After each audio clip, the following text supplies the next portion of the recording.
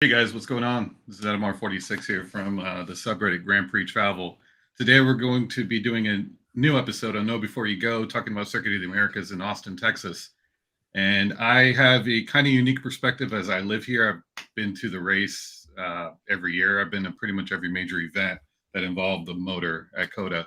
And so I have a unique perspective that kind of gives me a good know around of Austin and the circuit. But here to help today is some of the lovely guests from Fan Behavior Podcast to give us a traveler's insight that I don't have.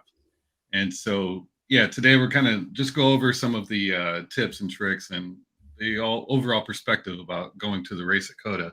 And today we've also got Greg from FanAmp, who's here to help with things and kind of funnel some questions and get things a little bit organized.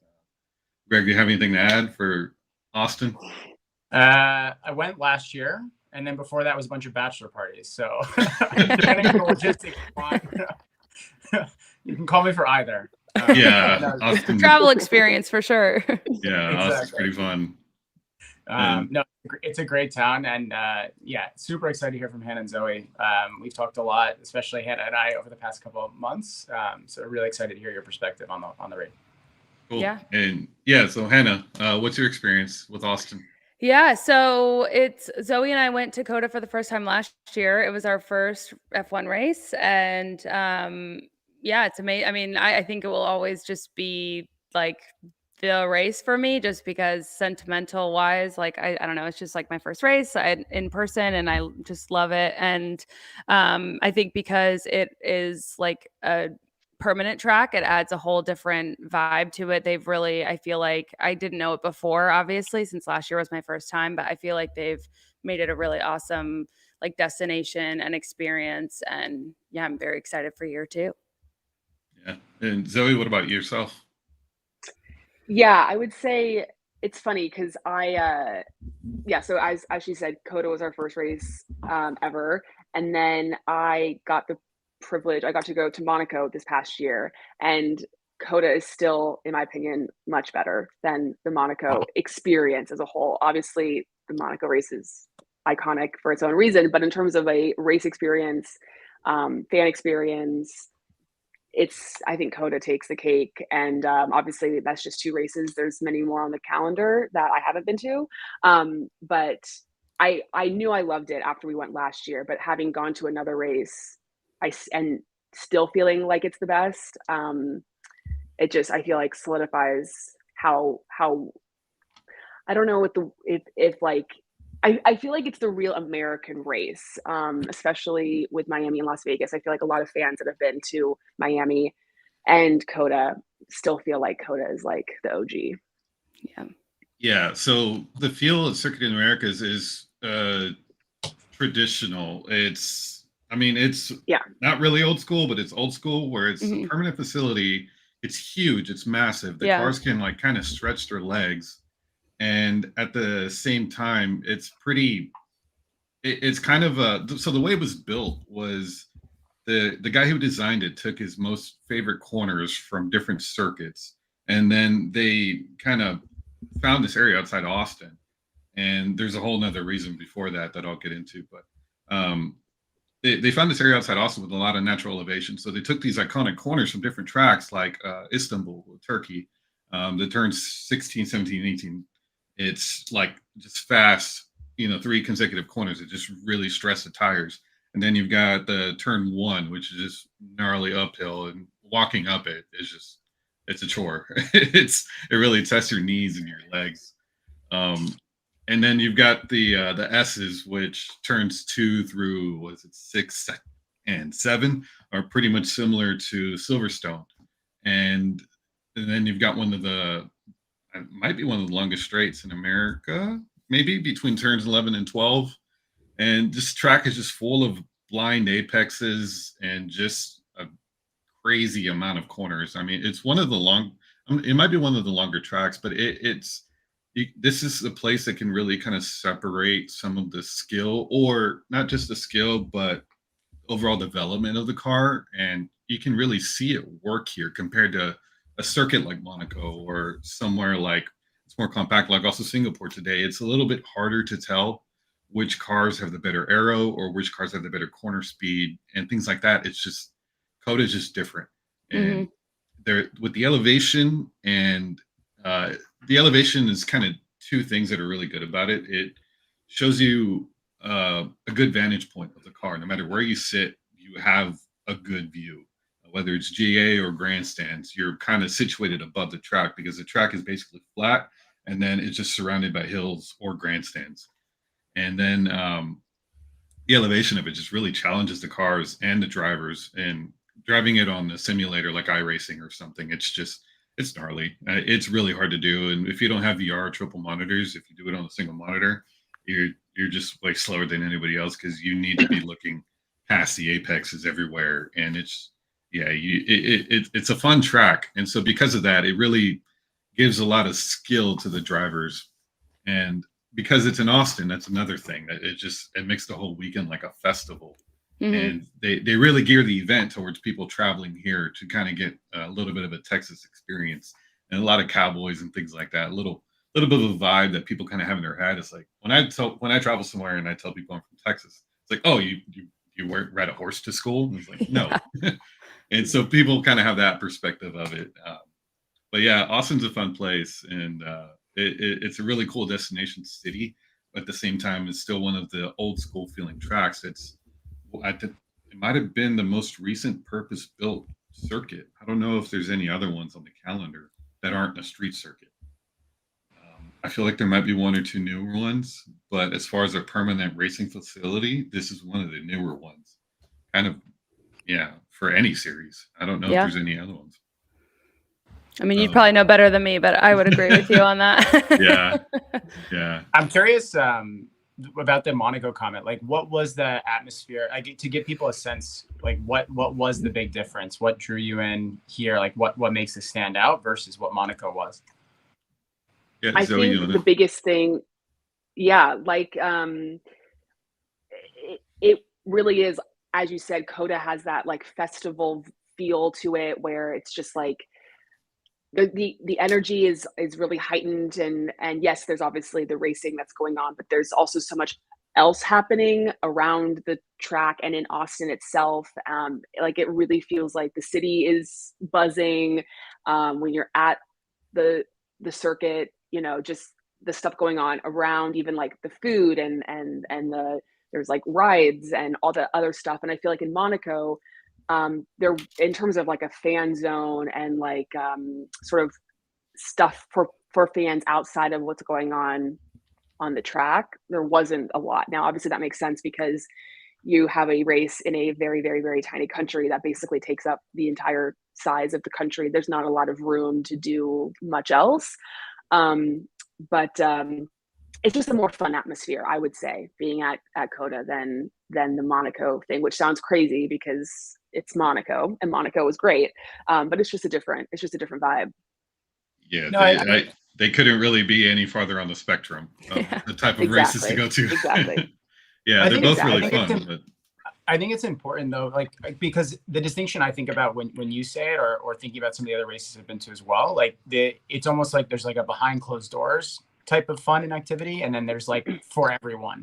Sure. And COTA very much falls on the for everyone. Like I remember leaving one of the nights and seeing like how packed the concerts still were, going on super late. Like it's just a different vibe entirely. And I think it's a great point that if you want to think about certain circuits, like there are ones like Singapore this weekend was like that exactly. And it just makes you feel like you get a lot more value, I think, as well out of the experience.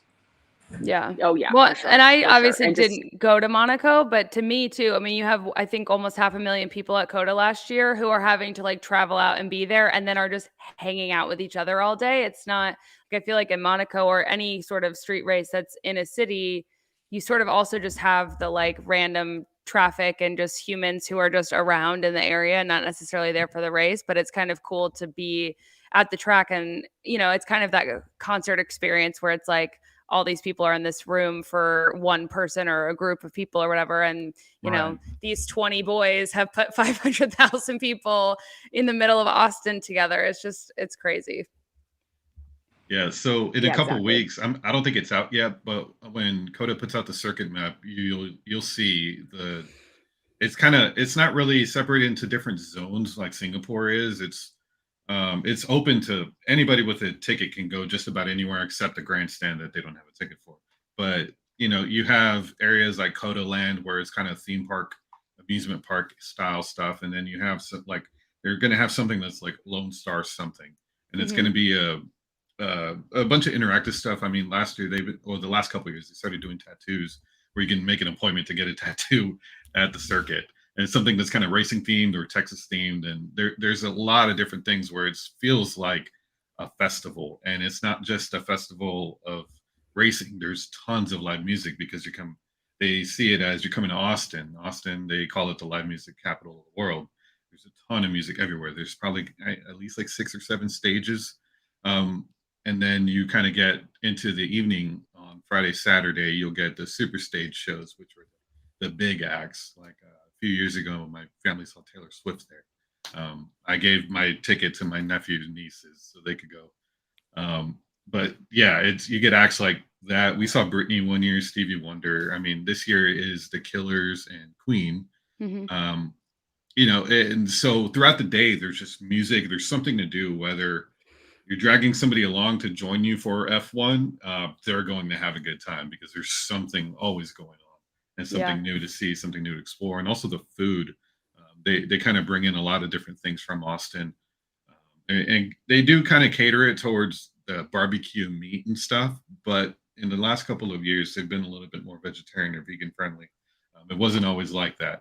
And so things have kind of gotten a little bit better. But yeah, so the first thing I guess we can kind of start talking about is the logistics. And the circuit is located near the airport. And so it's a little bit outside, like at the outskirts of Austin, but it's only about 20-ish minutes from the downtown area. And so the reason why Circuit Americas was built in Austin is because you have 4 major international airports within like 250 miles. You got San Antonio, Houston, and Dallas, and then Austin. And so you can, depending on where you're coming from, definitely shop around for flights because I know Hannah and Zoe got a really good deal on a flight. But depending on when you look, or I think you two got really lucky. I think we did too. Yeah, that's not always the case. Or somebody's coming from Europe or Australia, which there's a ton of people that do. It's sometimes really worth looking into flying into Houston or Dallas because all the drivers flying to Houston park their private jet and then drive over. It's only a 2.5-hour drive from Houston to Austin. And Dallas is a couple more hours. It's like 3.5 to 4 hours.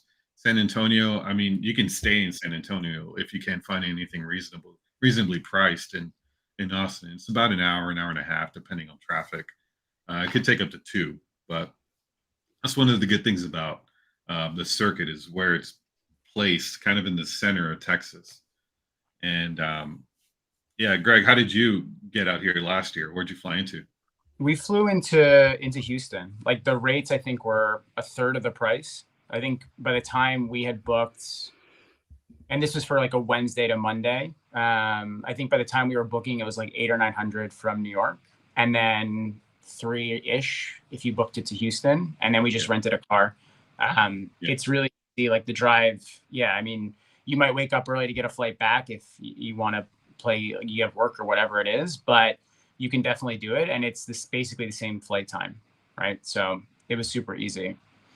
Yeah. Yeah. And Hannah, so are you flying straight into Austin? Yeah, we are. And luckily, I mean, I seriously don't know how it happened, how she found these flights, but they're very affordable and part of me wants to like direct. check and be like, did we actually get them? I did. I've checked 3 times. Like, do you have a seat? That's the question. Yeah. Well, you're right. Yeah, allegedly, right? Yeah, we'll be cattle called when boarding starts to get. Yeah, I guess it's because it's Southwest. Yeah. Right. Yeah. But that's the good thing about Austin and Southwest. I mean, Austin isn't a huge airport, but we do have a lot of connections. I mean, Southwest has a lot of really good flights.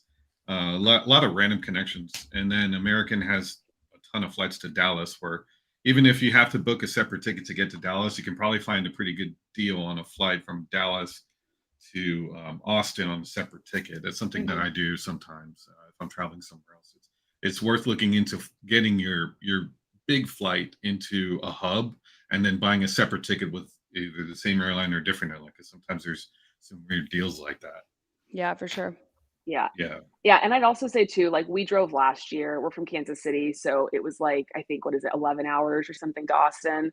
And I mean, we joke that it was. I mean, it was a long time, but in reality, it like wasn't that treacherous of an experience. No, the drive Hannah home drove was most of the harder than time, the so drive I there didn't for have to sure. 100%. Yeah. And we stopped in Dallas. Like we did like the first day was just to Dallas, and we like spent the night in Dallas and then drove to Austin the next morning just to kind of break it up a little bit. Yeah. Which was I think really helpful and also cheaper because we stayed in Dallas for a night rather than Austin. So that's a really good idea too. Like if you like maybe on Friday, like you spend the night somewhere else on Friday night outside of Austin, and then like you drive into Austin Friday morning and go to the circuit. So like you don't have to spend a crazy amount of money one of the nights to stay in Austin if you don't want to. Because how much was our hotel in Dallas? It was not cheap. I mean, it was not expensive at all. No, I maybe like 100 each or less. It was Something. less Yeah, than that, it I was. think, for Yeah, I sure. mean, it was definitely less than what we were paying per night in Austin at a Yeah, very like off the beaten path, very basic hotel. Yeah. I mean, you just stay somewhere along a highway Yeah. and it's fine because you're just gonna get back on the road the next day Exactly, and anyway. that's basically what we did. Yeah. right. Yeah. And And also too, have a car, right? Like, I was gonna say, are you gonna rent a car this year, or are you just gonna take like Uber or whatever around? I think our plan is to Uber. So we realized, well, one thing was that we took my dad's car actually last year because it's a hybrid Prius. So we were like, well, we'll save on gas. Yeah. And we racked up an exorbitant amount of toll fees because Yes. if you know anything about Austin driving, there's all these expressway passes, whatever. So that was a mistake. But we also just Ubered anyway when we were there, like to go out and whatever. So we felt like there's plenty of other ways to get to the track, which I'm sure we'll talk about. And then just getting around Austin to go out to eat or whatever, like Ubering is super easy and probably a lot easier for us than having to pay to rent a car and deal with the parking and all that kind of stuff. Yeah, that Yeah. is one thing that I do think is like we definitely didn't know about it, and we are obviously from the States, but all of a sudden it was just like I could tell that there was all these like lights or cameras that were taking I was like, I think we're gonna maybe get charged a lot of money to be driving on these roads that appear to, because in Kansas, when you drive, like there's booths that you can either go, like if you don't have a pass, you get off and you get a ticket and you pay the fee, whatever. And I was just like, I'm sure they'll find us eventually, but I don't know when this will happen. And I think it was like, what did we pay? Like $150 in toll fees or something like that at the end of it. Something. Which if Yeah, I my would have dad was like, known, I would have Ubered everywhere. I never would have driven at Right. all. Right. Exactly. Yeah. So one thing that I recommend if you're driving to Austin, you can use Google Maps and set your options to avoid tolls, because Circuit of the Americas is located right off of Highway 130, Yep. which is fast. It's a good way to get around. It is. It's very quick. Yeah, I live very close to it, and tolls get expensive and they add up. And you can take it from, I guess it's near San Antonio, Seguin. If you're coming from San Antonio, speed limit's 85, and it's fast and it's a good way to get around. But if you're coming from Dallas, you can take it from Georgetown, and from there it's about 40 minutes to get down to Circuit of the Americas, but you're doing 80 miles an hour.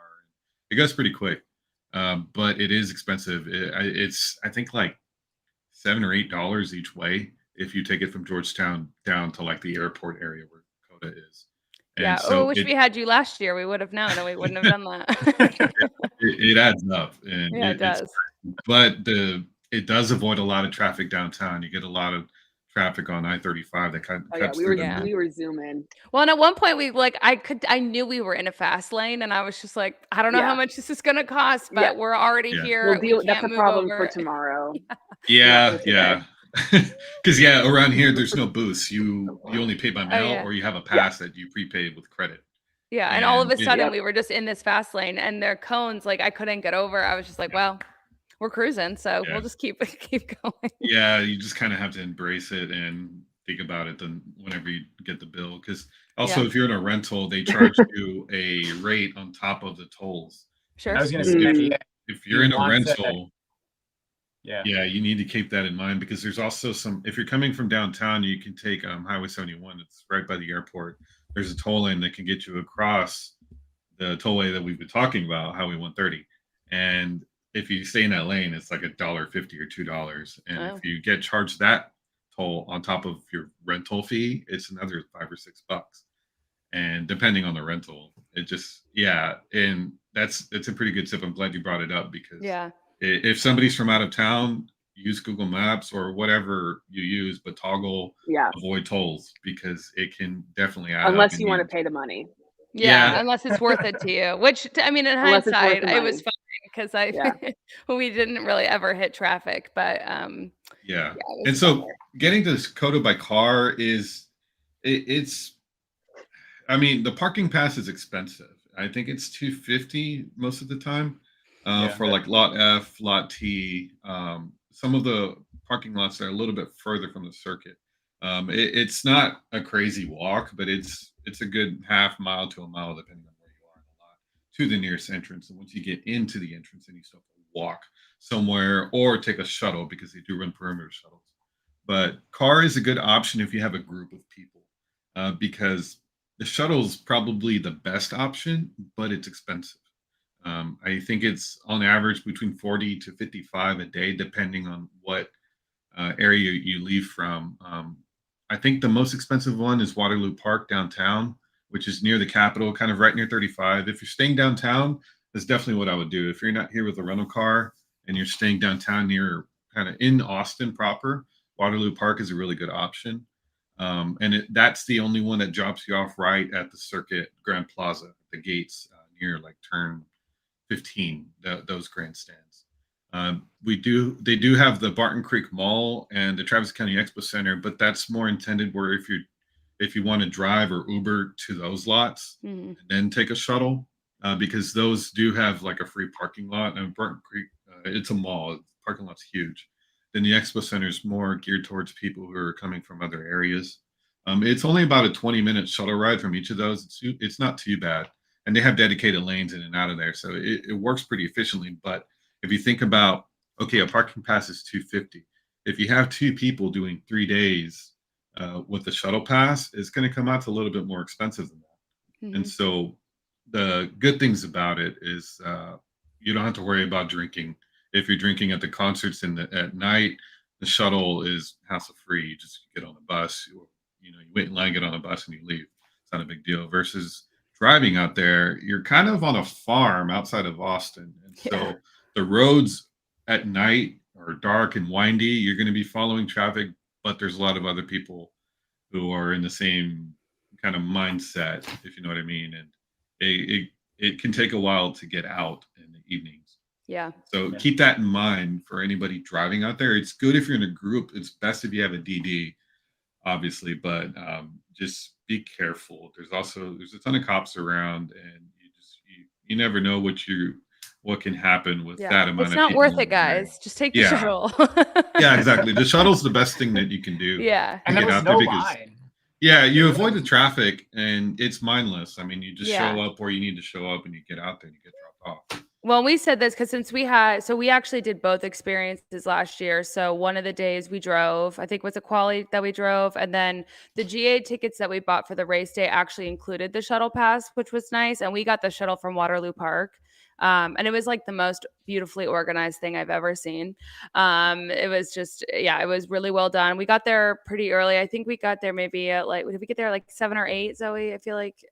I was gonna say, yeah, 8. So maybe, it was some of also that. earlier. Yeah. I mean, we tend to be earlier than we need to be. So, I would imagine that there might be, a little bit more congested, but because the park is so big, the line I don't think would really ever back up. It just kind of keeps people walking and moving. And there are a lot of parking lots of like either people or businesses nearby, like near COTA, you can pay like I think we paid $25 or something to park. And it was fine. But basically our advice when people ask us this is the reality is you're going to be waiting, right? Like whether whether you drive yourself and you're leaving the parking lot or you're waiting in line for the shuttle at the very end of the race, like you're going to be waiting at some point. So it's for you personally, how do you want to wait? Are you okay waiting in a line with a bunch of people and getting on a shuttle and then kind of just like leaving it up to the driver? Like, you know, I'm sort of a control freak. So sometimes I don't like waiting in lines with people who are at different levels of intelligence at the end of the day. But also, you know, or are you in your car? So like on qualifying day, we packed snacks. You know, I definitely had some, you know, road rage, but we were just like in the car with our air conditioning and our music and snacks, and it was fine. And then after the race, you know, it took some time, but it really, I mean, the line moved pretty quickly, and for the most part, everyone was very respectful. So I think the reality is whatever works best for you and the group that you're traveling with is all great options. It's just like there's 500,000 people in one area of town. Like you're going to be waiting in line. So you just kind of have to figure out, like, pick your wait time, you know, and figure out how you want to do that. Yeah, because I'm like you. I like to wait in my personal space. Yeah. And yeah, I'd rather do that than waiting in a shuttle, or you know, it depends on what your overall vibe is and what you're willing I to will kind of put up say with. what was nice about the shuttle, especially after the race, was we were able to like nap on the shuttle, Yeah. like close our eyes, rest, also sit in our misery because we were not thrilled with the outcome of last year's race, and we were depressed. So we, you know, could just like sulk and not be worried about like paying attention to the road, Yeah. things that you need to be worried about when you drive, you know? So, Yeah. yeah, it all depends on what you want. And also we took the shuttle on the race day, and we drove on quali. So obviously the race day is going to be a lot more congested, crowded. Yeah. So like, you know, it's not probably not like an apples to apples comparison, because I don't know how busy traffic would have been on race day if we had taken a car. It could have been way worse. Who knows? I don't know. Yeah. So, And I don't yeah. know too, like, and Adam, you may have more knowledge on this, but from the, again, quality experience we had, like even walking through the parking lot, like I would, for me personally, would not get a parking pass at COTA if I was going to be leaving right after the event ended, because I mean, it's awful. Like everywhere we went was, I mean, even the parking lot we were trying to get out of was bad, but it's just like, in the parking lot at COTA, you're dealing with the other cars, but you're also dealing with all of the humans who are like, you know, scurrying to wherever else they're going to. And it is just, it's really congested and terrible. And then, of course, you have some of the executives or, you know, very privileged people who are just like getting in a helicopter and flying away, which is like hard on the soul when you're going to be in traffic for the next hour and a half. But we did the parking pass, and actually the thing I didn't think about, we showed up with like a bunch of beer, food, everything, thinking there'd be a tailgate. That also is not a thing. That's not allowed. And so it, like the atmosphere of it, like you could sit in your car in the parking lot for another hour and hang out, but it's kind of desolate and quiet. Yeah. And so it's like, yeah, if you're going to pick the two, like I wouldn't bring a car again and park at all. Like I would take the shuttle. Yeah, I mean, it depends. That's why if I'm in a group of people who are all committed to like putting up with it all, and it's not a bad idea, but yeah, it just there's pros and cons of it, but you just need to set your expectations that you're not going to leave. You're not going to get in your car and just drive out. It's going to take like an hour or two at least. And unless you leave early. Unless you want to leave the event early, And so getting there in the mornings, there's always peak times. People think that they can get there an hour before F1 starts or something like that. And so those are the busier times. If you're GA, depending on your spot on race day, which also this year is going to be different because there's a sprint on Saturday. So qualifying's on Friday, sprint Saturday, and then Sunday, which does have way more traffic. I feel like that's just going to happen both Saturday and Sunday now. I would say the best time to get there, or shoot to be there for gates, around the gates open. If you have a grandstand seat, you don't necessarily need to be there at that time, but I would still recommend being there in an hour or so after that, or at least shooting for that, because it'll get you on the road and it'll get you moving, whether you're going to the shuttle which I would estimate to take an hour of like from wherever you get to your shuttle drop, you're going to be entering COTA about an hour later, because you're going to be in lines to get onto the shuttle. And then once you get dropped off, you're going to have a bit of a walk to either get to the gates or get to your section, depending on where you go. So you just need to have that in your mind that it's not just going to take a 20-minute drive to Google Maps says. It's take more than that because it's going to have at least a half hour of walking. But yeah, for arrival, I think it's good to be there at least before 10 each day. That I know the Friday sessions, they start a little bit later nowadays, but it's still just it makes your day a little bit smoother when you don't have to deal with the crowds or traffic and things like that. And so like John Morales asked about what time to get there, and I would shoot to get there around gates or a little bit later than that, no more than like 2 hours, and I think you'll be fine because you can also just explore the track and see what's the support races and everything like that too. Yeah, I will say I saw that question in the chat too, and one thing that Zoe and I noticed is especially race day, and I can't speak to sprint obviously because we weren't there for sprint weekend last year, but if you want to be at turn 1, so does almost everybody else. 80% of the people. And so there tends to be quite a line. Like I think we saw last year that maybe on race day, people had started lining up at like 6 a.m. Now, so like for me personally, like turn 1, I think because of the elevation at that turn, I don't really think there's a bad seat there. So the people who are getting there at 6, I don't know what their strategy is. I don't know if they're trying to be on the fence. I don't know if they're trying to be like at the top. Like, I don't really know what their goal is. But if turn 1 is important to you and something that you want to do, my suggestion would be to either go on like not the Sunday, but if you want to be there for race day, if you're not willing to get there early, just manage your expectations because you might not necessarily get where you want to be. And that's obviously just GA tickets as well. That's not, if you have a grandstand, obviously your seat is reserved. But that would be the only reason I would say to get there earlier is the turn 1 fans are very dedicated. So that was definitely something to build in some extra time for. And on that note, you would need to get yourself there, whether it's Uber or driving, because I don't think the shuttles would start early enough to get you there if you wanted to be there with the rest of the crowd. I think the shuttles start running like an hour before the gates. Something. Yeah, I think that's right. Yeah, it's not early. It's not early. It's not early enough to get there to get in line before the when gates. It's still dark. Yeah, no. Yeah, because turn 1 is a bit of a. It's great. It's a vibe, but it's kind of isolated. It's a pain to walk up. And if you go down and explore the track, you got to go back up. It's very far. And like, there's like porta potties and stuff, but like getting to the bathrooms, getting to food, like they've, I think, done a good job about putting stuff as close as possible to turn 1. But the reality is like all the GA spots, turn 1 is the farthest from all of like the amenities you would want to be able to access. So just keep that in mind too, because I think obviously it's a great spot, but there's also a lot of other great areas that are GA that you could get. You could still see the turn 1 view, even if you're not up there.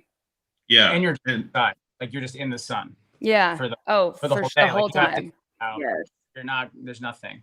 Yeah. So turn 1 does have some permanent bathrooms that they built whenever the track first got opened. It's not my favorite. The view is incredible. It's better in the grandstand than being on the ground at GA, but it's a slow corner. And so that's where I like seeing the cars at speed, especially at a track like this. And so that's where, if I'm GA, my favorite is turn 19. Each year it's gotten smaller and smaller because they keep making the grandstand. They added the grandstand in 2021. And so it's been getting bigger each year.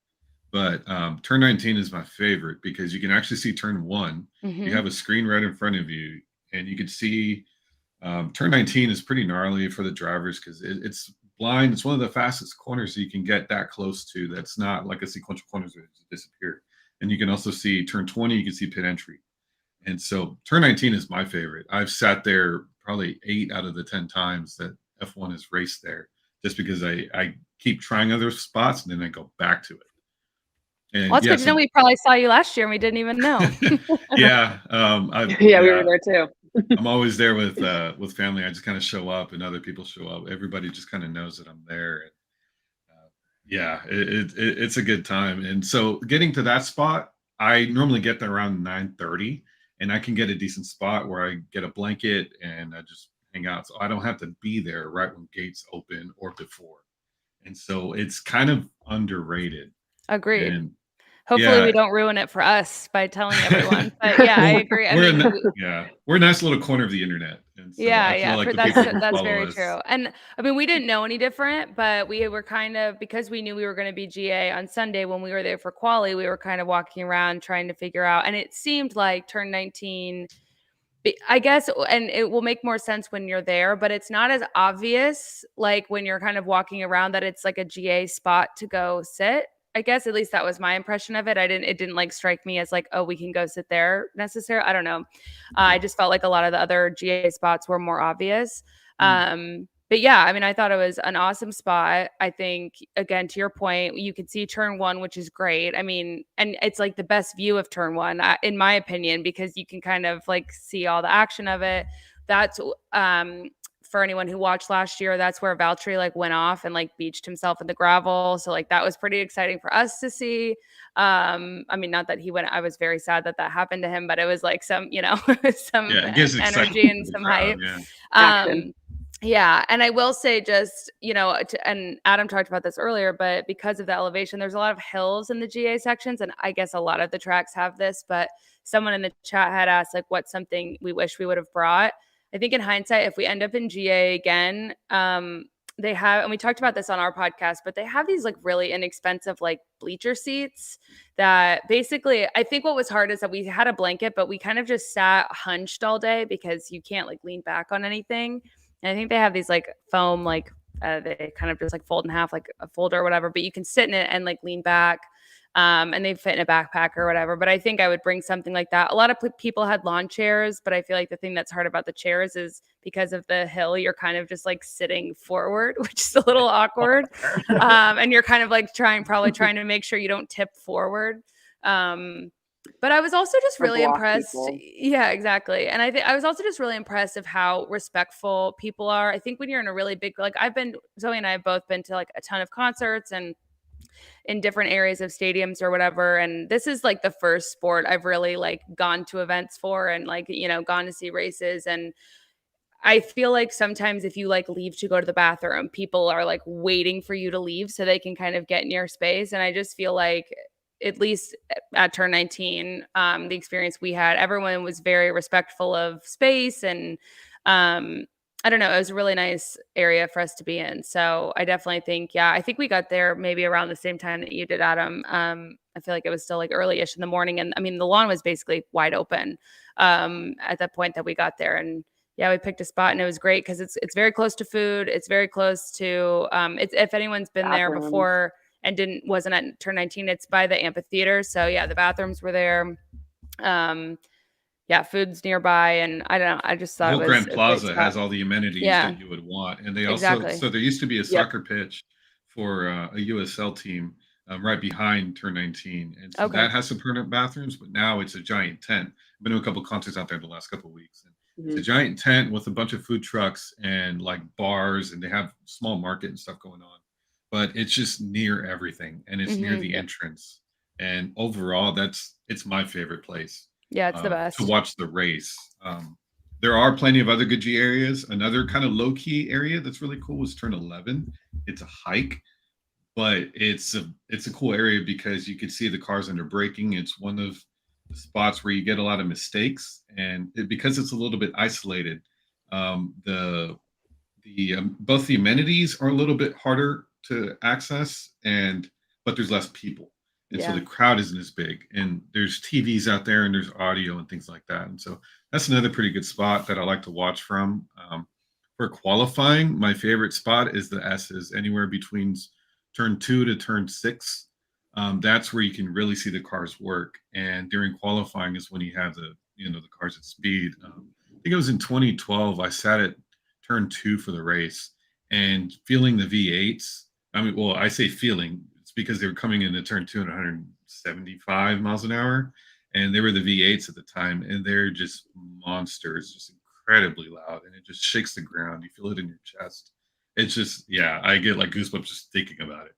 And so seeing the race start at that area is really cool, but it's my favorite spot for qualifying because you see the arrow work on the car. You can see where the Red Bull's not downshifting, but the McLaren is or the Williams is. And so things like that, if you're a racing geek like I am, I mean, you can just tell that this car is faster. And that's the kind of stuff that doesn't really translate to TV because in TV, you're kind of looking at it head on. Or For sure. It's a glimpse. And so, Yeah. Another thing for the GA, one thing that I like to bring is a waterproof blanket. It folds up. You can fit it in your backpack or tie it to your backpack. The one that I have has its own strap. But a waterproof blanket, because the weather around here at that time of the year can be really hit or miss. I think it was 2015. It rained like crazy. They didn't let us into the circuit on Saturday. They ended up canceling qualifying, and they had qualifying Sunday morning before the Grand Prix. And it was just torrential rain all day Saturday. So everything on Sunday was just soaked. It was mud in the parking lots. All the grass was wet. And so that's where having a waterproof blanket just helps. And it also helps claim your space in the GA where once you lay it down and you kind of make your seat neighbors around you, they'll hold your spot down if you need to go to the bathroom. And it definitely helps to be friendly enough to like get a round of beers for your neighbor every now and then or something, because they could do the same thing. Or it helps to kind of hold your seat down if it's only 2 people and you guys want to go explore somewhere. Yeah. Things like that can really help make your race weekend a lot better because I think it's kind of a Texas thing where people they're not and a little bit more friendly to strangers. You get a lot of people that say hi. They're like, hey, how's it going? They might not be super interested, but it's just kind of a politeness around here compared to I was in Montreal walking on the sidewalk to the Grand Prix. People don't even look at you in the eye. Yeah. And, not that they're mean. It's just culture's different. For sure. And so, there's that one. Yeah. You'll have a great. In terms of what to bring beyond the blanket, there was a question from Sophie around are you allowed to bring food or water into the circuit? But are there any, I guess, general tips around that? And then are there any other must-haves that you'd bring with you beyond the foam chair? Blanket? I think I've seen them the battery powered fans are not bad because even though it's in October, it's still hot in Austin. So if you get overheated or even just the paper fans that they have, something like that, I think is nice. I would definitely plan on wearing layers because to Adam's point, if it's raining, you might want to have a jacket of some kind.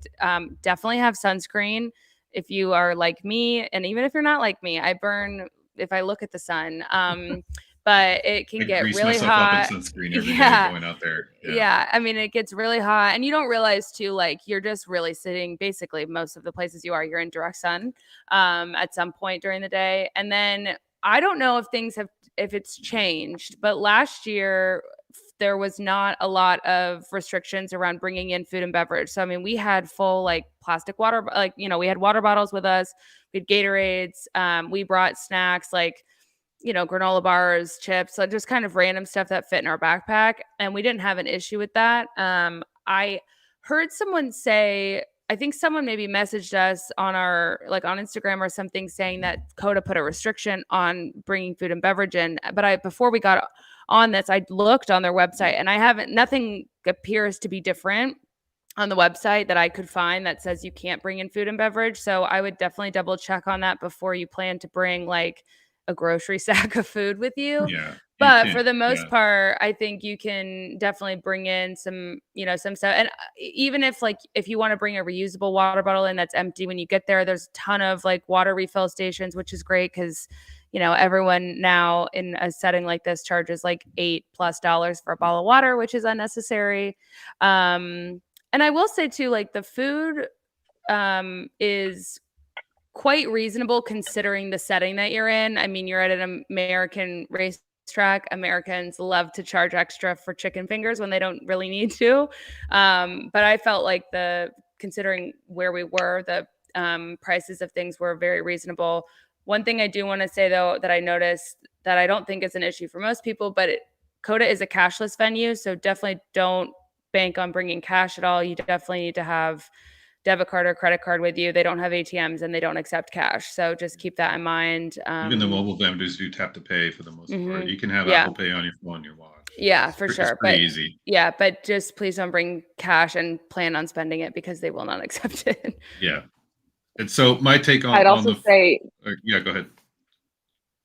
I was just going to say, don't forget to bring a portable charger Yes. because you do Yeah. not want to end up without, like, with your phone dead at the end of the day, and like you've lost your friends, and that's just, I would say, like, honestly, for me, that's like number one priority would be a Mhm. portable charger just for safety, and make Yeah. sure to charge the portable charger beforehand. I've made Yeah. that mistake before. But I Yeah, would say having it doesn't matter if that's a it's really if big the one. portable charger is dead. If it's dead. Yeah. Yeah. Exactly. And the COTA Exactly. app too. We used the COTA app a lot last Yes. year. It's a really awesome resource, and it feels like silly and redundant. Like, okay, cool. Like the place has an app; they just want me to download it. But I feel like it's really good. It like shows you where you are and shows where like the F&B outlets are near you, or where the bathrooms are, or merch stands, and any of the activities. Like the driver experience schedule is in there. Like the whole schedule of the weekend is in there. And I It's feel like they updated put throughout in the weekend as well. yeah, and they put in a lot of stuff that isn't necessarily advertised for the whole event, but like some of the smaller musical acts that you were talking about, Adam. So if you're there too and you like are spending the whole day there, it's a great place to see like what else is going on at the track. So yeah, I just want to Yep. touch back on the food and drink stuff. So they do allow water.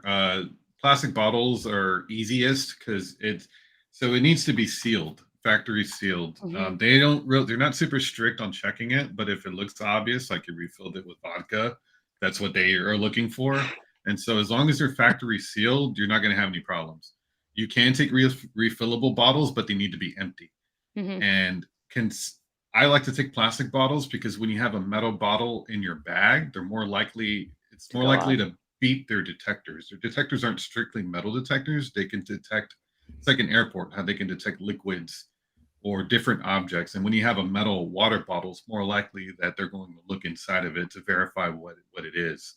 And so that's why I just like to take plastic bottles. It's just overall easier because they do say food is not allowed, but they've gotten more lenient on it in the last couple of years where it's like my wife doesn't really like going to COTA because they used to make her throw away carrots and fruit. Mm. That's not really a thing now. They've gotten Yeah. a lot more lenient where it's easier if they see something, they're not going to make you throw it away, but it's not a good idea to take a whole meal pre-packed in containers. Yeah, I wouldn't It's bring a better. Chipotle burrito bowl with you. Yeah, Yeah, for sure. and Yeah. so I do take tacos most of the time. Oh, I take I stand breakfast tacos. corrected. Yeah, that's Well, easy. but I wrap them. I wrap them in paper towels and put them in Ziplocs instead of Okay, putting fair. foil or big packaging. Yeah. And so that, or like you said, granola bars, some kind of protein bars, a really good snack. We always take fruits, cheese, nuts, basic stuff, and I pre-pack it in Ziploc bags and just kind of stash it throughout your bag or keep some stuff on top. Or if they do look in it, it's a little bit more like, oh, it's just this. Mhm. And but at the same time, they're not very strict on the food, but don't take advantage of it. Right. And you just need to be mindful to carry some snacks, Yeah, like but don't bring not in a rack of necessarily. ribs or something, but Yeah, like yeah. Or a cooler. Yeah, a cooler is yeah. not I'll just allowed. pre-order a 5-pound brisket from Franklin and take it Yeah. with me. Yeah. So food is not really allowed, but they've gotten more lenient on it. But the best thing that you can do is take. I mean, if you get a brand new couple of water bottles, you can refill those. There's refill stations throughout the Mhm. circuit. There's usually one at turn 15 behind the portal or the permanent bathrooms, and then there's usually one up at turn 1. There's one at turn 4. There'll be one at like turn 8, 9. They're kind of scattered throughout the area, and so they'll be marked out on the map, and you'll find them. Yeah. But yeah, my recommendation is take some factory sealed water bottles or a good sized plastic water bottle. But also, when you're refilling, the lines can get long. In 2021, they ran out of water in some of those stations, and so you just need to be prepared for that. And that's why it's best to take something that's already full, like a factory Yeah. sealed bottle. Plan ahead. Yeah. Yeah, and on the one thing related to the battery, like the cell service was terrible. Yeah. I don't know if you Mhm. experienced. It was literally yeah. the worst I've seen. There was a suggestion someone, Lisa, had given for one of the races in Europe, but basically if you change your phone setting to go down to a lower band, so if you're on 4G, put it to 3G, you can usually get a better connection. And so if you want to get text or things out, like that's one way to help with the battery. But otherwise, like just bring a battery pack because it's going to eat your phone. Yeah. And it's going to be really hard to coordinate with anyone who's there. Yeah, and that's where it's good to have just kind of I was general also- meeting spots. Yeah, I was gonna say the same thing. Yeah, exactly. Yeah, we usually have Or kind some of people brought walkie-talkies, right? I think people were bringing Yeah. walkie-talkies. That's genius. I love a walkie-talkie. you could get a set Or on like Amazon. buddy system, Yeah. Yeah. like they teach you when you're in school. You know, Yeah. just Makes me think of the movie don't Heavyweights. leave your buddy. Mhm. Buddy. Yeah, you could get radios for pretty cheap on Amazon. A pair of them for like $20-$25 at work for like up to 2 miles. That's a really good idea if you're in a small group of people because you can split up. But yeah, so let's talk about places to stay. There's a couple different options. Lot N, I believe, is the big campground because they do have an RV lot around the back straight, but it's kind of like a premium. It's very expensive and it's sold as like an annual pass to camp there. But they do have the kind of the tourist camping lot is what I'm going to call it, where you can drive your RV in. They don't really, I don't think they sell any pre-built camping, kind of like there's no companies the way Silverstone does. Some camping like that where there's companies who host people where you can just show up and everything is set up. Their COTA doesn't have anything like that. And so the camping passes they sell are usually for an RV or a trailer that is towed and then parking with for your car. And then you get some in and out privileges as well. And then you got plenty of hotels. And that's one of the reasons why it was built in Austin, because you have hotels everywhere. Yeah. Because you could stay somewhere like San Antonio where it's an hour away, or somewhere like New Braunfels where it's about 45 minutes away. San Marcos 30 minutes away. Bastrop is another kind of low-key location that not a lot of people think about because it's opposite side from Austin. It's going east towards Houston, and it's not I was gonna say necessarily this is the first time I've heard of that, so that's great. That's great Yeah, information. and so it's a good way to save money, but you're not going to have the same nightlife as compared to like staying in Austin. Yeah. But if you're going for the weekend, you're going for the concerts, it's a good option to consider because you're going to have a late night anyway. Right. But there's no shuttles out there, so that's somewhere where you would have to drive. But that's a good option. Just look into small towns along highways. I mean, there's plenty of hotels along I-35 going north. I mean, there's always people who stay in Round Rock or up by the Domain. Yeah, we stayed at Round Rock last year, and it was very That's where your reasonable. tolls are high. Yeah, I think so. Yeah. But yeah, it was very reasonable. And honestly, I mean, for us, at least our experience, especially in Round Rock, it's like I feel like everything wherever you are in Austin, and Adam, you can correct me, is like 20 minutes away from where you are. So, and Round Rock was no exception to that. So, that was kind of nice because even, we went out and we just ended up Ubering, but it was still like 20 minutes. So it didn't really, for us, it was a great location because we were able to get to the track easily. It was much more affordable than staying in the city. And yeah, we could still get everywhere we wanted to be within a reasonable amount of time. Yeah, and so you do hit traffic, especially at peak times. And so not everything is 20 minutes, but on Google Maps at normal times, it'll be around 20 to 30. Yeah. And so it's completely reasonable. Just set your expectations around peak times. I mean, where it's not a big city, but it's congested. Very congested. Yeah. Yeah. Just keep that in mind of like wherever you stay, but there's plenty of options. And then there's also things like Airbnbs, which Austin is pretty big on, but I really have no idea on the pricing because I've never booked one. Yeah. And it definitely varies. We've looked at it a bit, and I would say it also depends on like what you're comfortable with as far as a home share is concerned. Like just the two of us traveling together, like the idea of just sharing a room in someone's house isn't like, for me, it works for a lot of people. If I'm going to stay in an Airbnb, I want to have the whole place to ourselves. But if you are okay with, just sleeping in a room in someone's Airbnb, there's a lot of really great options. And definitely the price varies. And again, I think to what we said earlier, like, don't worry about necessarily staying in like Austin proper. I think definitely look at the suburbs and just understand that everything is relatively close to one another. And the other thing I was going to say about the camping and RVs, We haven't done this, but I did look into, we were kind of panicking about a place to stay. Well, maybe I was panicking more. We have a place to stay, so no, it's fine. But I was looking at the RV option. We don't have one, obviously. But I think it was like, and I did not investigate further, so please don't hold me to this, but I think it was like $75 a night for like Wi-Fi and water access, like the RV like parking spot. And then there's a website, I think it's called outdoorsy.com, where you can actually like Airbnb RVs, and some of them will like actually deliver the RV to you. So if that feels like a vibe you're interested in, that might be a route you want to look into, because you could rent the RV and have them bring it to COTA, and then you could pay. Again, I haven't explored it. I can't give you like full, this is how it went, but something to look into if you're interested. Yeah, so I've had friends, because around Circuit of the Americas, there's a lot of parking that isn't official.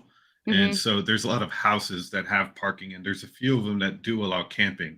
And there's some that do have like full amenities with RV hookups, and you have water, you have bathrooms, you have showers, you have Wi-Fi.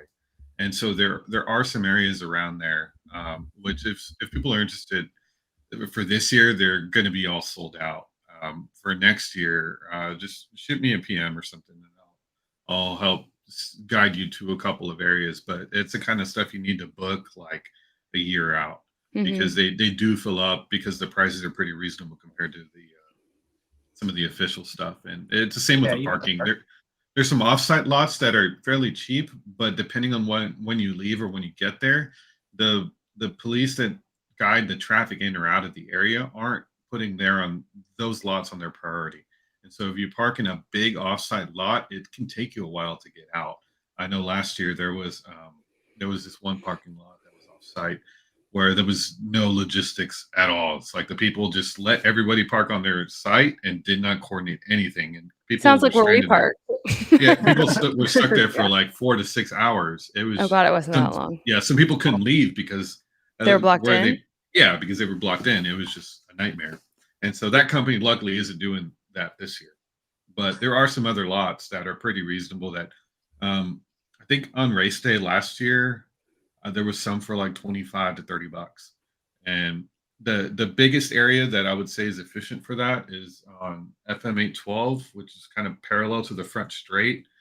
It's a bit of a walk, but kind of the furthest away towards the tollway is the better thing to do, because it'll be easier to get out. Yeah. But yeah, there are a lot of lots around the Circuit in the Americas that are not official, but they don't have priority for traffic. And so that's where it's also a bit of a walk, but you also get some people who will take you to the gates on a pedicab. Which another question was in the comments about if you can Uber straight to the gates. You can't. They're not allowed on Ubers or Lyfts or whatever. They need to drop you off at it's called the Del Valley High School, which is the town where Circuit of the Americas is. And from there, it's a couple miles away. They have free shuttles that take you to the same shuttle drop-off area as the Travis County Expo Center and the Barton Creek Mall. And so you can Uber to and from. It's like a big setup, and then there's a small shuttle that takes you to COTA. And from there, from the shuttle drop, it's about a mile walk to the Grand Plaza. It's about a 15-20 minute walk. And from there are other shuttles you can take. It's just going to COTA is just a ton of walking, so you need to have that in mind. Yeah, wear comfortable shoes. Like, don't wear sandals. Definitely wear tennis shoes. Yeah, and wear something you don't mind getting dirty, because a Don't lot wear of the paths are open-toe gravel. shoes. Yeah, that's not a good idea. On it, if you're going, unless they're in a helicopter. Well, yeah, a helicopter would make it easier. Yeah. If you're going, there was a question though. If you're going super early with the Uber, can you take it to the front? Like if the shuttles or things aren't running an hour, 2 hours before the gates open? You might need to talk to your Uber driver. I mean, I don't know from experience, but my guess is all of like the traffic and like the police doing like the what's it called? Road. The Guys. Yeah, with the it probably doesn't start till the shuttle starts. So I would assume that if you're there before the sun comes up, you can probably get pretty close. But don't know that from experience, so at your own risk. And so, yeah, one thing about COTA is that they do have shuttles that can take you from the shuttle drop off to the gates, and then there's some perimeter shuttles around the gates. So there is a lot of walking involved, but there also are some shuttles that can help cut down on some of that walking. And those shuttles I'm talking about are usually just like um, they're open air like trailers with seating, bench seating. Mhm. And so it's a good way to get around the circuit and cut back on some walking because you're going to be walking several miles each day. And yeah, if you're trying to catch one post race or post qualifying, you're going to be waiting for a long time. And so, and also waiting that long of a time, by the time you get to your car or the shuttles, it's going to be even more of a line. So it's usually best just to walk post session, but I would definitely recommend using them on arrival. If you say you get to the Grand Plaza and you want to get to turn 11, there's a shuttle that'll take you from the Grand Plaza to turn 11 because that's like a 2 mile walk. Mhm. And every mile, the way I see it, is usually around 20 minutes. And Yeah. so if you've got to walk 2 miles, it's going to take you another 40 minutes to get from the gate to turn 11. And so things like that, it adds up to your total time it takes to get to your seat or wherever you want to sit. Yeah. And just something to keep in mind. So yeah, another thing about or did we talk about tickets at all other than GA? No. Yeah, so do we have a slide on the grandstands? Yeah, we Correct. can jump. Yeah. So yeah, there's three kind of distinct types of tickets for COTA. Is you have your grounds pass, which is general admission. It gets you into the facility. It doesn't get you into any bleachers or any grandstands. It just gets you into the facility, which you have access to all the concerts. You have access to anything happening outside of a grandstand. And so it's a good way to experience it. I think this year the grandstands are like $490, $495, but you can save a bit. Costco, I believe, is still selling tickets for like $350. I love that Um, Costco got in on it. yeah, it's pretty crazy. When I saw that post, I was like, what? But yeah, so $350 is kind of the cheapest you can get a ticket for. It does require a membership to buy from Costco, but even then, I think if you buy a membership and one of their tickets, it's still cheaper than $490. And so yeah, the grounds pass is a good option. I usually do GA just because I always have so many people I'm meeting, and I can't coordinate with everybody. I want to see people, I want to meet people who only show up for the race, and it's a gathering of friends, and it's always a good time. And so when you get a grandstand seat, it's harder to do that because grandstand seats, the cheapest ones are like $600 or $700, and so you really want to get full use of that. And so it kind of limits your ability to hang out or meet other people. And so but the good thing, grandstands at COTA are great because what I was talking about earlier about the hills and the elevation, the higher you are, the more you're going to see. It's kind of contradictory to like the traditional tickets with concerts, where the further away you are, the more you're going to see because you can see further. And so the higher the seats are, the more expensive they are. But turn one is a great spot. I mean, you really can't go wrong with any grandstand at COTA. And were you guys in the grandstand at turn 19 or were you in the GA area? No, we were GA. Well, We did main we were- grandstand on quali day, but we were GA at turn 19. Yeah, and so main grandstand's cool. That's the only place it's covered with shade. It's loud there. That's like the only place that it's like really loud, just because it's surrounded by the building grandstand with the shade. It just creates an echo, and everything is concrete. So that's the only place I would probably wear earplugs. But some of the other support races can be pretty loud, and it's worth wearing earplugs at some of the other grandstands. But COTA does differentiate. They have grandstands with bleacher seating. Then they have premium grandstands with flip up seats. I don't think they have padding, but they have like armrests. It's a little bit nicer. And so the premium grandstands are at, I think turn 1, turn 15, and turn 4. Some of the other, you keep that in mind if you're looking for tickets between bleachers and then premium grandstands, because bleachers are the ones where you probably do want some of the like the seat paddings. Yeah. And you can get some of those on Amazon. There's some that are pretty good to travel with. It kind of roll up and fold up really easily. I took those to Montreal. It's easy to fly with. And yeah, that's something to keep in mind about the grandstands. Turn 4, I believe was flip up seats, but then turn 2, I think, is bleachers.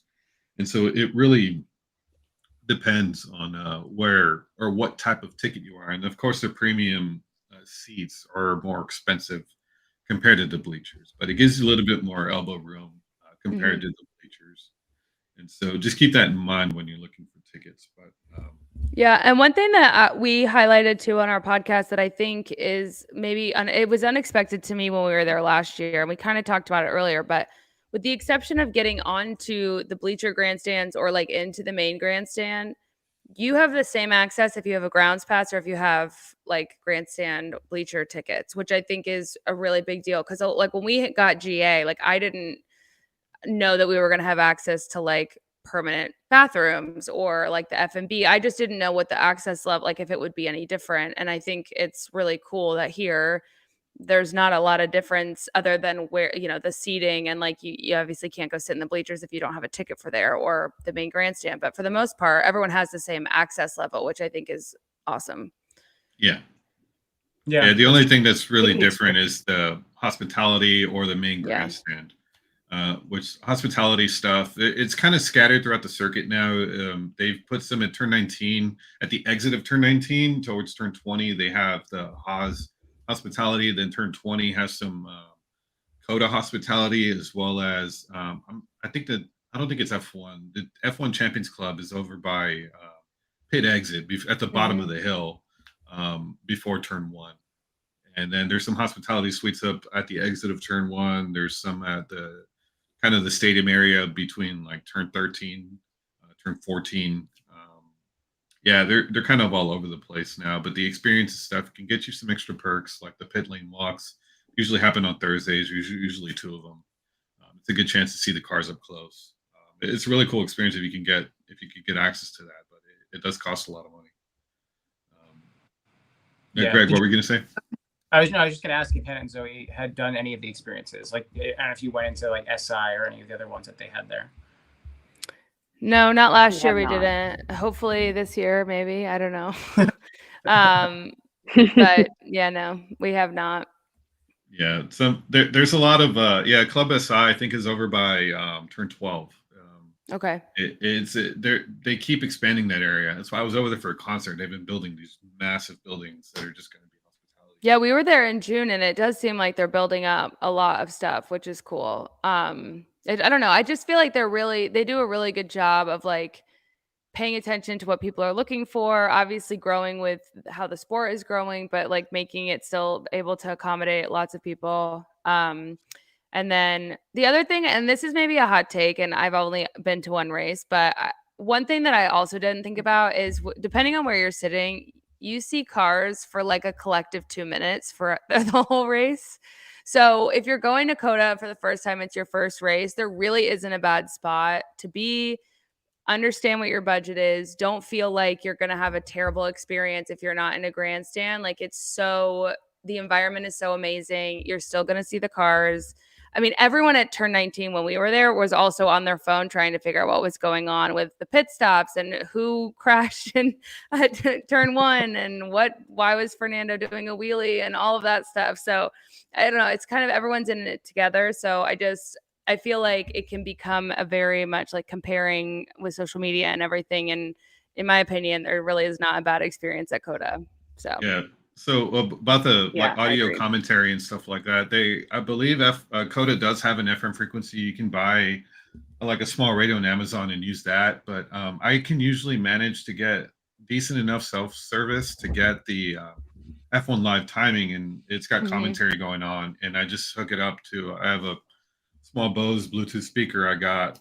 Mercedes gave it to me a couple years ago, the pit lane walk, and I use it for every race. And it gets loud enough where you can hear it, and as soon as I turn it on, everybody around me starts like, "Where's it coming from?" And they can hear it, and they thank me once they realize that what's going on. And so that's another good thing to do is try to, if you can get data on your phone and get some commentary going through the F1 timing app. It's delayed, but it's better than the audio you can't hear from that the circuit provides. Yeah, for sure. Yeah, that's one of the better tips, but it's always hard to get service enough to get it working. And once you get it working, like don't touch your phone because checking anything. Yeah, starts- like don't starts to change load. apps, don't do it. Just Yeah, and pay yeah, attention. Yeah, Yeah. you had service, Hannah. Last I year. did, You were yeah, able but to I pull think it up, was but I wasn't able to didn't. watch it on video. It was just the Yeah. app, so I could see them like the positions moving and some commentary. But yeah, And that's and spot on, right? Because it's like a music festival, right? Like you Yeah. don't need to be like you kind of choose your own adventure, and you should know that you're going to be sitting around and hanging out, and it's there to be with friends, and it is to see whatever and backstage. sure. Yeah. I will also say too, like you can, like we did last year, like we did grandstand for one of the days, we did GA for the other day. Like I feel like there's a thought, like you have to get 3 days of one ticket and that's it. But like you can use StubHub. We use StubHub to get our tickets. Like you can find tickets at reasonable prices the day before if you decide you want to go to the race, you weren't planning to. Yeah. So like you could Play try the a game. grandstand one day, GA one day, mix it up. You don't have to just do one thing for all 3 days if you don't want to. yeah. Last year I got a ticket for turn 4 that morning. Somebody gave it to me, but I like lucked out. But there's been plenty of times where I go for other races or concerts and stuff, and I SeatGeek day of. I've gotten tickets for concerts for like $8. Yeah, SeatGeek is usually.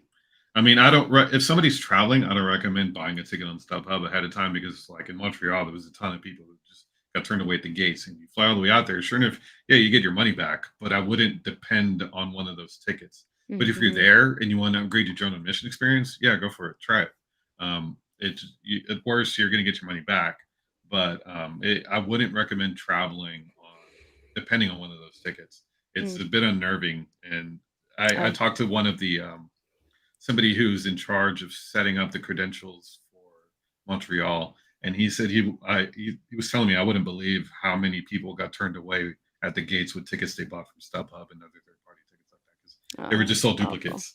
And so do not travel on those tickets. But if you want to upgrade your experience, you may find a good deal last minute. Yeah. But yeah, that's my take on it. Adam, should we kind of wrap up with just I'm curious, like what everyone thinks are like the highlights of the nightlife or the food. Yeah. And maybe cover that last bit. And then we'll see if there's any other questions. Yeah. So Austin is a pretty great destination, whether it's a race or not. Honestly, if you come here on race weekend, you can hardly tell it's F1's going on, depending on where you're going. I mean, there are some events like Williams had a pretty big pop-up event last year on Congress. I wouldn't be surprised if they do it again. I wouldn't be surprised if Williams if McLaren has something going on. You do see a lot of events around town, but honestly, that just feels like Austin most of the time. I believe Austin City Limits is also happening the same weekend as F1 this year. So are you serious? Yeah, there's going to be even more people. Oh my god. So yeah, it seems like poor planning on someone's part. Yeah, it does. It's going to get nuts. Also, I'm going to check that right now. I'm pretty sure it's happening. I mean, it makes sense why everything's $1 million right now. Yeah. But then our flights, why were our flights so cheap? I don't care. The universe gave us something. No, I'm just wondering why it was, And if so, I mean, if some of you are coming to town and you don't want to go to the sprint race, you want to go to ACL, I mean, get a single ticket, do both things. I mean, it is the weekend before. Okay. It's the weekend before. But the FMD workers, the the service industry workers in Austin are going to have their, I mean, I can't imagine. Just it's going to go 2 weekends of ACL, then F1. So, well, a busy month for them. Austin has a lot of really good, I mean, you can get anything you want. We're pretty known for tacos, but I mean, I'm from South Texas. Tacos here are different. They're good, but yeah, they're Austin tacos. They're not tacos from Mexico. Sure. But there are a few good spots that are awesome, and I'll probably put up a list on the subreddit or on the FanApp group chat at some point with my favorite spots. Somebody the other day asked me if my favorite barbecue spots were, so I just sent a bunch of links. But Austin is really known for its barbecue, and the way brisket is done in Austin, it's just next level. You can't really compare it to anybody else. There's a lot of places like Franklin that do get a massive line. It's a whole ordeal to get it, but it's kind of the way I do it. It's friends are coming to town. I want to hang out with them. And so we get there early in the morning and we hang out for half the day. And then we get to top it off with some really good brisket. And so there's more to it than just like waiting in line for a brisket. Hmm. But there's also the beef ribs. They're just stupid. They're so good. But there's a lot of places around town that have some really good barbecue that don't have massive lines. But there is kind of the more popular spots like Terry Black's over on Barton Springs. That's where if you go there on like Wednesday or Thursday, you're probably going to see F1 people. You'll see people from like I know Danny Rick goes there like every year, but Yeah. nobody really knows when. But so things like that, if you go on Tuesday, Wednesday, Thursday, where the people It'd be who, weird if people knew when. yeah, I mean, know, I think right? you should post about it on Instagram so we can go hang out, but I get it. Yeah, Yeah. and so I don't think he advertises when he goes anywhere. Should. but because everybody goes there, it takes a long time. There's Yeah. some pretty big lines, but it's really good food. Yeah. And there's also plenty of, there's plenty of nightlife. There's always live music everywhere. There's a lot of really good breweries. There's some, 6th Street, the normal 6th Street is a little crazy compared, I don't know, from my taste. Rainy Street is kind of branched off of that, and for me, it's fun, but it can still get a little bit intense for some people who are a little bit more introverted or don't really care for the nightlife crowds because Austin crowds late at night does get really intense. They close off the streets, but it's like a concert where you just pack shoulder to shoulder in certain areas. And so if you're looking to just grab a beer somewhere, that's not really the place to do it. I would kind of venture more towards the east side where it's a little bit more, it's busy, but it's not as busy. And so like East 6th, East 5th, there's a lot of good breweries, restaurants. It's a little bit more laid back. It's not so much like club style. But yeah, it depends on what type of vibe you're going for. And yeah, everybody's kind of got their favorite spots where they came here last year. And, like Hannah, what was your favorite place? Well, when I came I know that Rainy Street, I've heard, even though the first time I went was last June, it sounds like Rainy Street is like closing down kind of like, I think they're A lot of the construction. whole, a lot of construction is kind of changing. However, if it's still open, Unbelievable is probably my favorite bar on the planet, and I highly recommend. The music is good all of the time, and there's a slide, and there's a big giraffe out front. So I hope they're still open, but it's a great place, and I'm really hoping we end up there.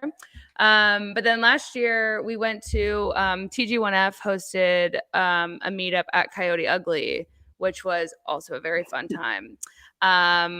I don't know if it's as fun when we're all not there, but I do know that we had a lot of fun while we were there. But yeah, 6th Street's fun. I mean, to Adam's point, I think it's definitely not for everyone. It's not for me on some days for sure. But it's super fun. And then Rainy Street's cool but definitely go to Unbelievable if it's open. I want to go back so bad. Yeah, I feel like we only went out like that one night of the weekend because the rest of the weekend we were just so tired by the time we like got back from everything that we just like picked up food and like went and ate it in our hotel room beds. Which is also like Zoe and I's love language. We're like, let's get takeout and just sit. Right. But so it's okay if you don't feel up for going hard every night because like you gotta, they're long days, you're in the sun, it's okay. But after Friday night, I'm usually just like, I don't even bother going out Saturday and let alone Sunday. It's like, I'm good. Yeah. it's exhausting. Yeah.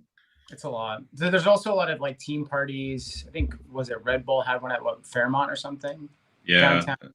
Some of those tickets can get pretty expensive, but that's where you do see some of the F1 personalities and things like that. There's a few clubs that have kind of closer towards like Guadalupe. I can't remember the name of the venue, but it might be San Antonio and 6th Street. There's a club there that usually hosts a pretty big event, and there's stuff at the Fairmont, there's stuff at the W, the Moody Theater.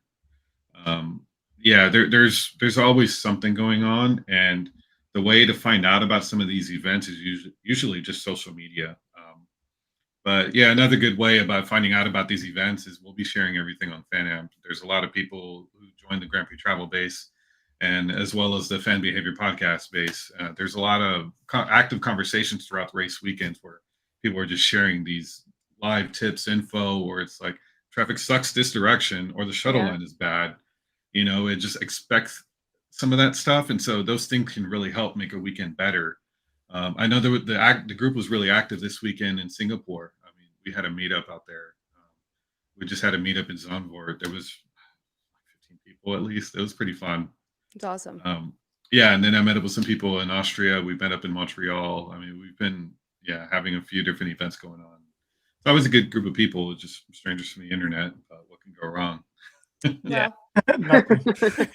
And so far, nothing, it seems, which is good. Yeah. Well, because everybody has a common interest, and we all, it's a good vibe. Yeah, and we're also going to be like we just launched like track maps, schedules, all of that in the app. So we'll pin guides, everything we have for fan behavior for COTA. Like I know you guys did a separate video on it, so we have all of that. So all the resources will be in one place, so it'll make it really easy to find it. And then with the events, as we find out about like McLaren doing something or the Williams pop-up, like we'll pin everything there so people can find it really easily, and it's great. Like I know in Singapore this weekend, people are getting hats, water bottles, everything from all the teams. Some folks got a bunch of signatures, so it's a really cool experience. Awesome. Very jealous of those photos. It's pretty awesome. Yeah. Yeah. So one quick question before we start running this out. Somebody asked about public transportation in Austin.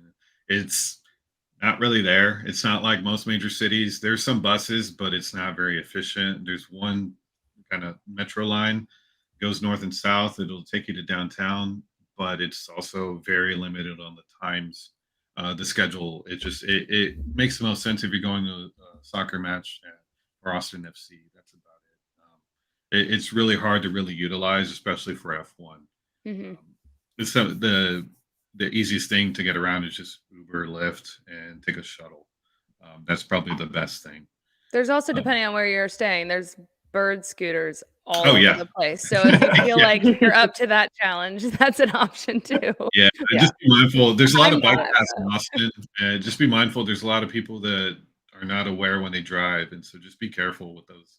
I've used them every now and then. I work in downtown a lot, and I've used them to go catch lunch with somebody across, 8 blocks away or something. But yeah, just be careful. The roads here do have a lot of potholes, and so they say not to use sidewalks, but there is some bike paths on a lot of the busy roads, and so just be mindful of all of that. But yeah, it's definitely a good way to get around. Bird, Lime, whatever the other ones are. Yeah. Yeah, there's plenty of them. But yeah, I think we're gonna start running this out, and I'm not sure what the next episode we're doing, but we will be having a meetup in Austin. I believe on Saturday night. Greg, do you have?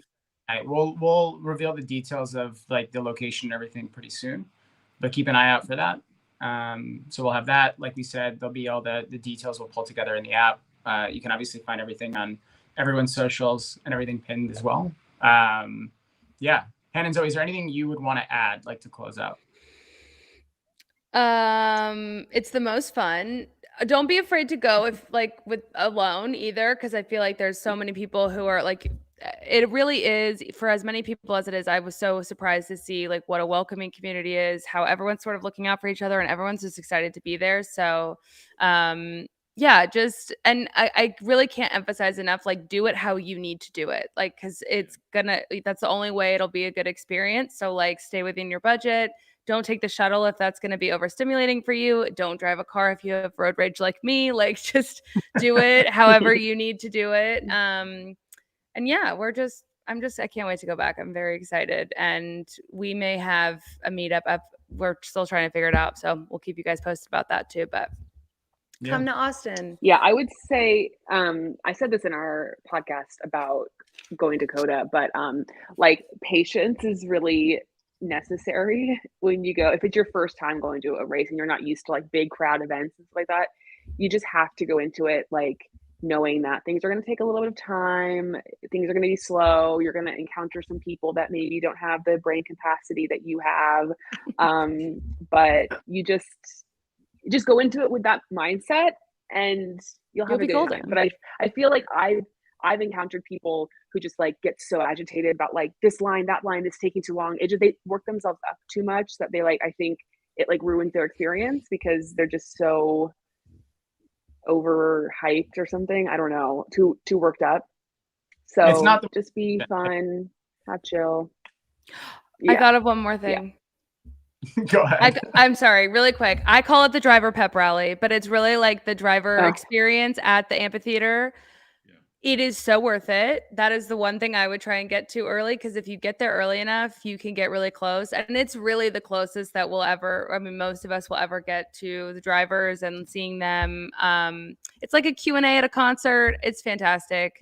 Highly recommend. We only went to Driver one day talks. last year, but I want to go to both this year. And yeah, They're definitely. usually do that. Friday They pass out mornings, hats. Friday afternoons, and then Saturday mornings. Mhm. I doubt they'll be Saturday afternoon this year because of the sprint, but it's Yeah. usually some of, like, I'm gonna say the bottom 5 teams on Friday, and then the top 5 teams are usually Saturday. Yeah, It might be a little bit mixed, but for the most part, that's usually how they take that seems place. about right. Yeah, the driver talks will be at the amphitheater, and just keep an eye out on the circuit schedule for those things, because they Yeah. are really cool, and that's where you do. It's probably the closest you're going to get to a driver. Yeah, and it's super fun. Yep, for sure. Yeah. It was fun. Cool. Okay, now I'm done. Yeah, join the conversation. There'll be some the Race Week Hub and stuff like that on the subreddit Grand Prix Travel. And if you have a specific question that you don't feel like posting, feel free to shoot me a PM. Yeah, we'll be around. And yeah, until next time, we'll see you guys soon. Awesome. Bye.